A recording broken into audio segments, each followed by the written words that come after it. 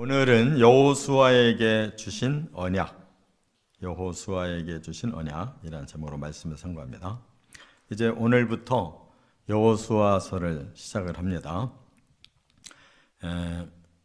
이제 모세는 사역을 다 마감하고 하나님께 부름을 받았고, 이제 모세가 남긴 것은 창세기, 출애굽기, 레위기, 민수기, 신명기를 이제 남겨서 오늘까지 모세는 영향력을 끼치고 있습니다. 이제 여호수아서부터는 이제 역사서라고 일반적으로 말을 합니다. 그래서 이제 여호수아가 가나안 땅을 정복했고, 그다음 사사기에는 어려울 때마다 하나님이 직접 사사를 보내서 나라를 지켜주시고, 그리고 이제 사무엘서부터는 이제 왕이 세워져서 사울, 다윗, 또 솔로몬, 또 두 나라로 갈라져서 또 북이스라엘, 남유다 이렇게 왕정이 쭉 이어지는, 그것은 이제 역사서입니다. 여호수아서가 중요한 건 뭐냐? 이제 하나님의 언약이 일단 성취됐다는 것을 우리가 보게 돼요. 계속 하나님이 땅 얘기하셨잖아요, 아브라함부터. 그런데 그 선민으로 아브라함, 이삭, 야곱의 자손 12지파를 택해가지고 그들에게 가나안 땅 주겠다 하신 말씀을 드디어 이제 성취하는 장이 바로 여호수아서입니다. 그렇기 때문에 말하자면 이 여호수아서는 창세기부터 주신 아브라함의 언약이 이제 일부 땅이 일부 성취됐다 하는 이런 결론이 이제 여호수아서라고 볼 수가 있어요. 그런데 이 리더십이 교체되는 가운데 하나님이 제일 이렇게 마음에 두고 있는 바가 뭐냐? 모세는 40년 동안 이제 워낙 잘 준비된 사람이기 때문에 아주 처음부터 하나님이 탁월하게 쓰셨잖아요. 근데 여호수아는 완전히 모세의 그늘 아래 숨어 있던 사람이에요. 그래서 뭐 예를 들면 민수기 14장 같은 경우에 가나안 땅을 정탐할 때, 그때 이제 여호수아가 에브라임 지파의 대표로 12명이 정탐했다. 그 중에 여기 여호수아와 갈렙, 유다 지파의 대표 갈렙, 에브라임 지파의 대표 여호수아 둘만 가나안 정복할 수 있다 하고 하나님 말씀대로 순종하려고 했고, 나머지 전부 불신해가지고 광야 생활을 38년 더 하게 됐잖아요. 그러니까 여호수아는 이제 그때 조금 드러나기는 하지만 계속 모세가 주인공이었잖아요. 그런데 갑자기 지도자가 교체됐을 때 이 여호수아가 얼마나 두렵겠냐고요. 그러니까 오늘 처음 시작할 때 계속 두려워 마라, 계속 하나님이 그 말씀 하시는 거예요. 그러니까 한 사람의 지도자가 세워지는데 많은 준비가 필요하다는 거. 모세 밑에서 비서 역할만 40년을 했기 때문에 드러나서 리더가 되지를 못한 이 여호수아의 마음을 하나님이 막 붙잡아 주려고 애를 쓰시는 걸 볼 수가 있어요. 그러면서 이제 다시 여호수아에게 언약을 주는 겁니다. 그러니까 성경은 언약서예요. 언약. 약속을 하고 이루어 주시고. 그러니까 이 언약을 우리가 붙잡는 게 굉장히 중요해요. 그래서 여호수아에게도 나는 너에게 이제 언약을 줬으니까 네가 그대로만 따라가라. 그러면 언약 성취된다. 두려워하지 말고 염려하지 말라. 쫄지 마라. 이렇게 말씀했어요. 자, 그러면 세 가지가 뭐냐? 세 가지 언약을 이제 여호수아에게 주신 거예요. 첫째는 1절부터 4절에 보면 영토 언약을 주셨어요. 제일 중요한 지금 언약은 뭐냐면 땅 얘기예요. 땅. 이스라엘 백성들이 가나안이라고 하는 이 땅을 이제 하나님이 약속을 하셨기 때문에 그거 이루어주겠다. 여호수아 시대에 이루어 준다는 거예요. 그래서 땅 얘기를 먼저 하시는데 여기 보니까 동서남북 경계를 지금 말씀하고 있어요. 여기에 보면 광야 이렇게 말씀했는데 이 광야는 이스라엘 백성들이 이 헤맨 그 광야를 말하는 게 아니고 가나안 땅에 이제 광야부터 너희들 땅이다 한 이 광야는 이 남쪽 네게부 사막을 말하는 거예요. 거기까지가 이스라엘 경계예요. 지금 이스라엘도 이제 거기까지 애굽과의 경계 지역까지는 땅을 지금 가지고 있어요. 그 다음에 이제 레바논 그런 것은 이 북쪽을 말하는 거예요. 북쪽. 그 다음에 유브라데 하는 것은 이제 유브라데 강이 이스라엘로 말하면은 이제 조금 오른쪽으로 동쪽 가까이 이렇게 경계선을 말하고 있고, 그 다음에 지중해 대해 하는 건 지중해를 말해요. 그는 이제 서쪽 경계를 말해요. 남쪽 네게부 사막 광야로부터 또 레바논 또 유브라데 그리고 지중해 너희들 땅이다 이렇게 말씀한 거예요. 그래서 이것을 다 얻지는 못했어요. 다 얻지는 못했고 후에 언제 이것이 가장 근접하게 이루어지냐면 솔로몬 시대에 가서 가장 근접하게 이루어져요. 다윗도 이제 많이 전쟁을 하면서 더 확장을 했고 솔로몬에 이르러서 그야말로 그 하나님 말씀하신 대로 많은 그 경계가 거의 확보가 돼요. 그러나 중요한 건 뭐냐? 땅 자체가 아니에요. 뭐 이 지구 전체가 다 하나님 땅이고, 그렇잖아요? 우리가 땅 그러면 그냥 많이 차지만 하면 되는 게 아니고 어떤 땅이냐가 중요한 거예요. 거기는 하나님 나라를 세워야 할 땅이라는 거예요. 지금 사탄이 사로잡고 있는 함의 자손들, 가나안의 후예들이 지금 그 땅을 차지하고 가장 악하게 다 타락시켰다는 거예요. 사람을 타락시키니까 모든 세계가 다 타락된 세계, 우상이 가득하고 사람들이 전부 악하고, 그렇기 때문에 거기에 사는 사람들을 하나님 심판하고 대신 사람을 싹 바꿔서 바로 이스라엘 언약 주신 아브라함의 자손들을 집어넣은 거예요. 그러니까 땅 자체가 중요한 게 아니고 그 땅에 세울 하나님 나라가 중요한 거란 말이에요. 사탄의 나라가 없어지고 하나님 나라가 생기는 게 중요한 거예요. 할렐루야. 우리도 맨날 땅 그러면 진짜 땅만 생각하면 안 되는 거예요. 하나님이 그 땅 위에 어떤 세상을 만들려고 하시는가 중요한 거예요. 그래서 결국 이 땅은 안 되기 때문에 끝장내시고 천국 땅에서 완성시키는 것이 우리가 목표가 바로 천국이라는 거예요. 그렇기 때문에 저나 여러분이나 너무 이 땅 욕심내지 마시기 바랍니다. 뭐 우리가 살 집이 있고 먹을 그 여건이 되면 충분한 거예요. 여기다가 영원히 뿌리 박으려고 하는 사람들은 가장 불쌍한 사람들이에요. 왜냐면 이 땅 없어질 거거든요. 없어질 때에다가 투자하는 사람이 어디 있어요? 그러니까 우리 당대나 살만하면 된 거라고. 남의 거 빌어먹지 말고 남에게 꿔줘가면서 그래도 보람 있게 살 수 있는 터전만 있으면 하나님께 감사하시기 바랍니다. 두 번째는 5절과 6절에 보면 동행 언약을 하셨어요. 자, 그런데 그 하나님이 약속하신 땅을 얻어서 그 나라에 하나님의 나라를 세우려면 과정이 필요하잖아요. 과정. 모세도 그 목표를 가나안 땅으로 두고 그동안 40년 동안 사역을 했는데 목표는 못 이뤘잖아요.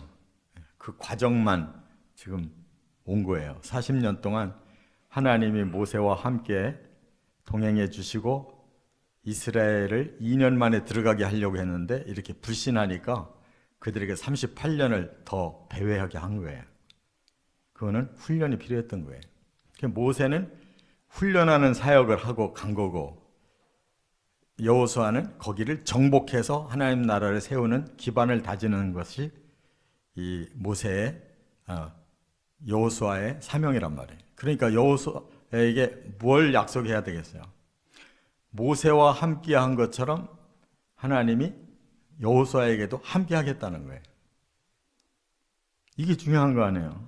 모세가 똑똑해서 된 게 아니고 하나님이 쓸만한 사람이니까 기적을 계속 일으켜서 그와 동행하면서 출애굽을 시켰고 훈련시켰잖아요.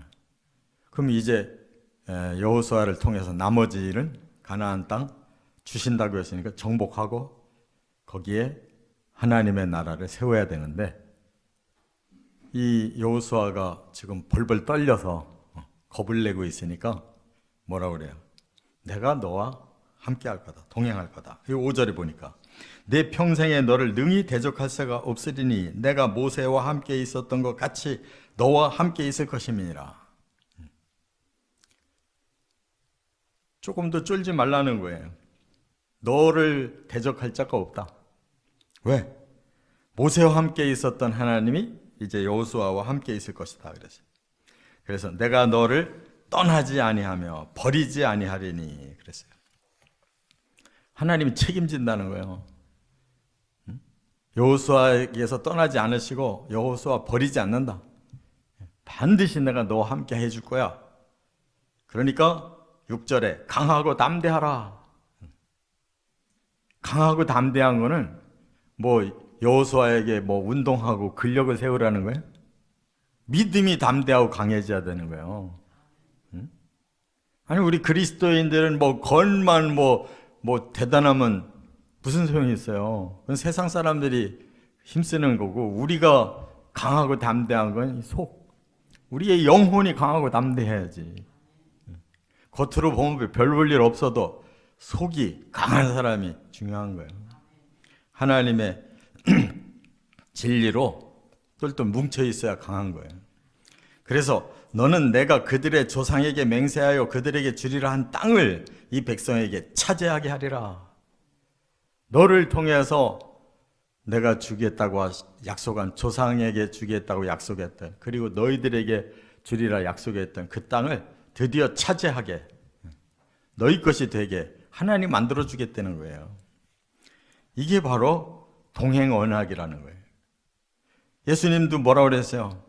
마태복음 28장에 제자들 모아놓고 너희는 이제 모든 족속에게 가서 복음 전하고 믿거든 세례 주고 말씀을 가르쳐서 지킴으로 제자를 만들어라.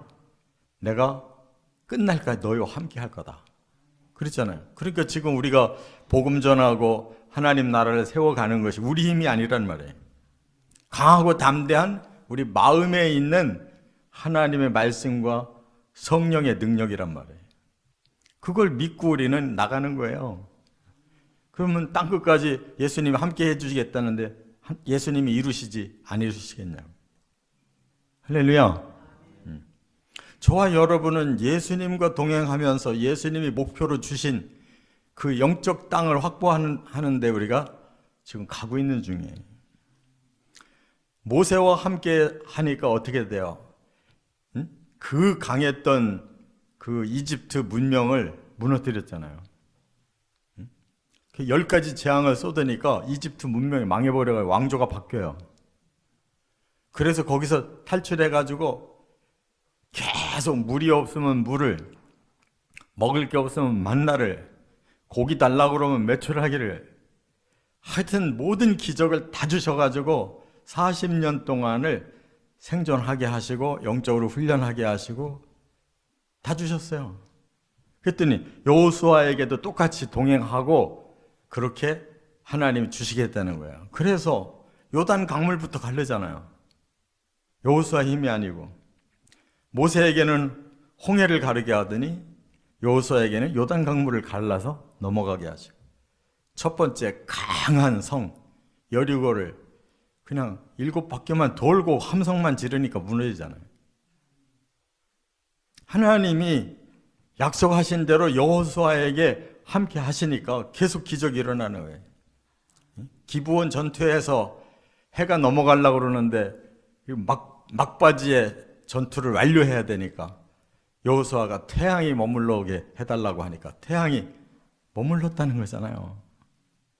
그런 기적이 모세의 비서로 40년 동안 숨어있던 사람에게도 일어난 거는 그건 모세의 능력이나 여호수아의 능력이 아니라 전부 하나님 능력이란 말이에요.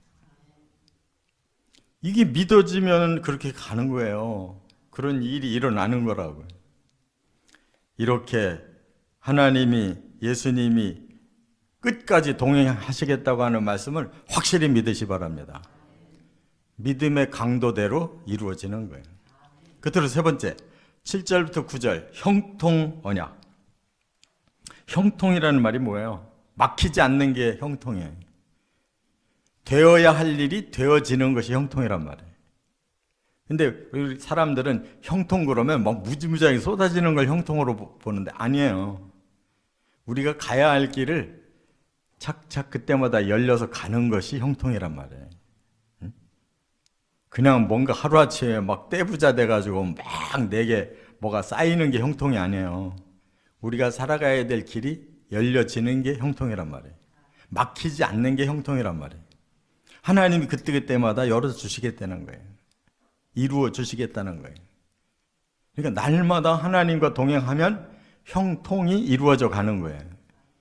그게 하나님 믿는 사람의 삶이에요. 내일 일을 염려할 게 아니라 오늘 해야 할 일만 열심히 하란 말이에요. 믿습니까? 보면 오늘 할 일은 안 하고 뒷짐지면서 내일 일을 계속 근심 걱정하고 살아. 보면 사람들이. 그게 바로 등신이에요. 등신이 따로 없어요. 하나님은 오늘 네가 할 일만 하고 내일 일은 하나님께 맡기래요. 그게 맞잖아요. 내일 일을 우리가 어떻게 알아요? 하나도 예상만 할 뿐이지 하나도 할 수가 없어요. 우리 힘으로는. 내일 일은 형통을 하나님이 주시면 되는 거고 오늘 일은 내가 해야 할 사명을 이루어 가면 되는 거예요. 그게 형통의 언약이라는 거예요. 믿습니까? 간단해요. 사는 원리는.